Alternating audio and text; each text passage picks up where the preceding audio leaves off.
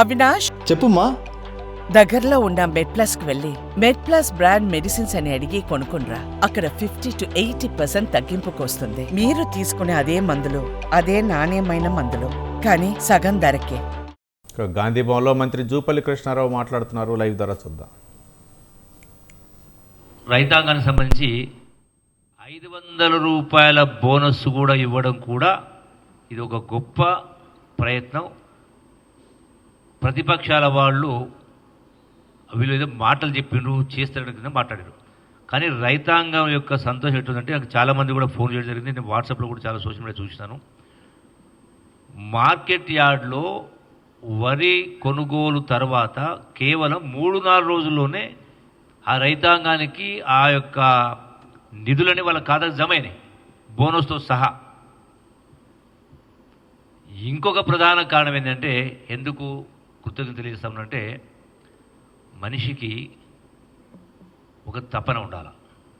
ఎందుకంటే పాలమూరు జిల్లా నుంచి 70 సంవత్సరాల తర్వాత రేవంత్ రెడ్డి గారు ముఖ్యమంత్రిగా మాకు అవకాశం వచ్చింది. ఆనాడు బూరుగుల రామకృష్ణ తర్వాత.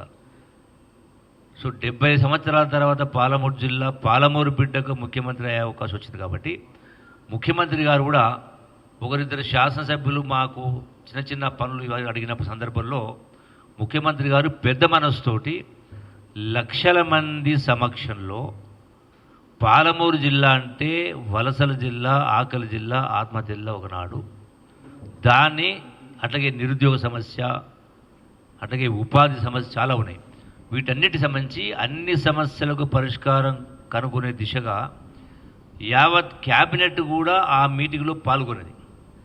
ఆ క్యాబినెట్ సహచరులకు, అటు వ్యవసాయ మంత్రి గారికి కానీ, అట్లాగే ఫైనాన్స్ మినిస్టర్ బట్టి విక్రమార్క గారికి కానీ, డిప్యూటీ సీఎం గారు కానీ యావత్ క్యాబినెట్కి అప్పీల్ చేస్తూ సంవత్సరానికి 20,000 కోట్ల రూపాయలు ప్రత్యేకంగా పాలమూరు జిల్లాకు ఇవ్వమని, సహకరించమని మరి ఆ క్యాబినెట్ మొత్తాన్ని కూడా వేడుకోవడం జరిగింది.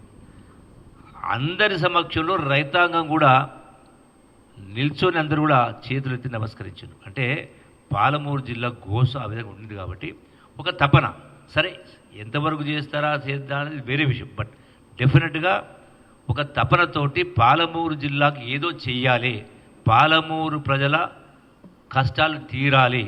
ఎందుకంటే పాలమూరు జిల్లాలో దేశం మొత్తంలో ఎక్కడ పోయినా, ప్రపంచం ఎక్కడ పోయినా పాలమూరు కూలీలే ఉంటారు. అంటే ఆ తపనతోటి అప్పీల్ చేయడం జరిగింది. అది ముఖ్యంగా పెండింగ్ ప్రాజెక్టులు గడిచిన 10 సంవత్సరాలకు కూడా పూర్తి కాలే. ఆనాడు గౌరవ ముఖ్యమంత్రి వైఎస్ రాజశేఖర రెడ్డి గారు ఉన్నప్పుడు కాంగ్రెస్ ముఖ్యమంత్రిగా ఆనాడు ఇచ్చినటువంటి మహాత్మా గాంధీ కలవకుర్తి ఎత్తిపోతల పథకం కావచ్చు, భీమా కావచ్చు, నెట్టెంపాడు కావచ్చు, కోయిల్సాగర్ కావచ్చు, అట్లాగే చివరి దశలో పాలమూరు ప్రాజెక్టును కూడా కాంగ్రెస్ ప్రభుత్వం ఆనాడు మొదటగా జీవో ఇవ్వడం జరిగింది. సో ఇవేవి కూడా సంపూర్ణంగా పూర్తి కాలేదు, చాలా పెండింగ్ ఉన్నాయి. నిర్దేశిత ఆయకట్టు పూర్తిగా రావడం లేదు. ఇప్పుడు ఇంకా కొన్ని కెనాల్స్ కూడా పూర్తి కాలేదు.